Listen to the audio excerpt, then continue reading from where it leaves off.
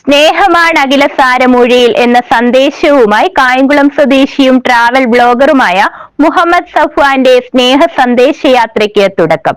രാജസ്ഥാനിലെ അജ്മീർ അടക്കം പുണ്യാത്മാക്കളുടെ സ്നേഹ സങ്കേതങ്ങളും യാത്രയിൽ സന്ദർശിക്കും. ഹായ്, എൻ്റെ പേര് മുഹമ്മദ് സഫ്വാൻ. എനിക്കൊരു യൂട്യൂബ് ചാനലുണ്ട്, മിസ്റ്റർ ട്രിനെക്സ്പ്ലോ എന്ന പേര്. ട്രാവൽ ബ്ലോഗറാണ്. കുറേ നാളുകൊണ്ട് ഞാൻ യാത്ര ചെയ്യുന്നുണ്ട്. വണ്ടി എന്നൊക്കെ വെച്ചാൽ എനിക്ക് ഭയങ്കര പ്രിയമുള്ളൊരു കാര്യമാണ്.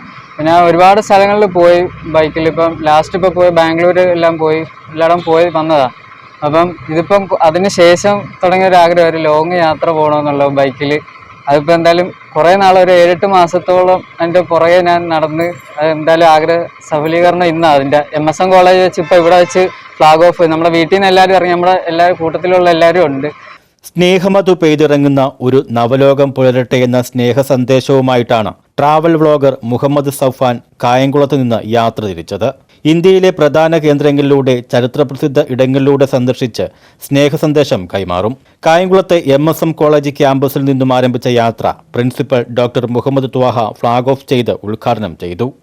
ഇന്ന് MSM കോളേജിന്റെ അങ്കണത്തിൽ നിന്നും മുഹമ്മദ് സഫ്വാൻ എന്ന പൂർവ്വ വിദ്യാർത്ഥി യാത്ര പുറപ്പെടുകയാണ്. ഇന്ത്യയിലെ വിവിധ സ്റ്റേറ്റുകളിലൂടെ സഞ്ചരിക്കുന്ന ഈ സഞ്ചാരത്തിൻ്റെ ഉദ്ദേശം എന്ന് പറയുന്നത് സ്നേഹം എത്തിക്കുക എന്നുള്ളതാണ്.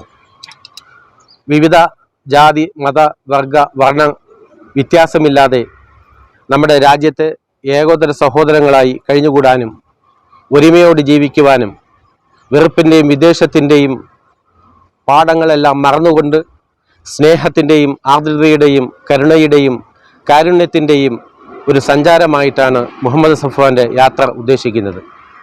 ഈ മഹത്തായ യാത്ര പങ്കെടുക്കുന്ന മുഹമ്മദ് സഫ്വാന് MSM കോളേജിന്റെ എല്ലാവിധ ആശംസകളും നേരുകയാണ്. സൂഫി യോഗി ഖാജ മൊയ്നുദ്ദീൻ ചിസ്തിയുടെ വിശ്രമസ്ഥാനം നിലകൊള്ളുന്ന രാജസ്ഥാനിലെ അജ്മീർ അടക്കം പുണ്യാത്മാക്കളുടെ സ്നേഹസങ്കേതങ്ങളും സന്ദർശിക്കും. News bureau, Kayamkulam.